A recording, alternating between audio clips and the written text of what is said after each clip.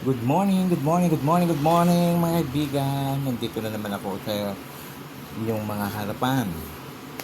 Magbibigay komento lang ako tungkol kay Senator Villanueva.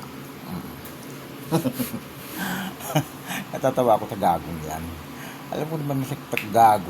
Gago sa talaga Villanueva. Gago ka, putang ina mo ka. Kakasuhan mo yung mga vlogger na nagsabi lang naman ng totoo. Bakit? Masakit ba sa dibdib o masakit sa puso mo na totoong kasabwat ka, inyeta ka, hayop ka? Aliwaliwanag na nga na sinabi ng engineer na taga dyan sa inyo, lugar sa Bulacan. Hayop na itong senador na to. Pangina mo, mag-resign ka kaya para patas lang ang laban. Pangina mo, gagamitin pa kapangyarihan mo pagiging senador, ulol ka. Wag lang kita makita dito sa amin, uuntog talaga kitang demonyo ka.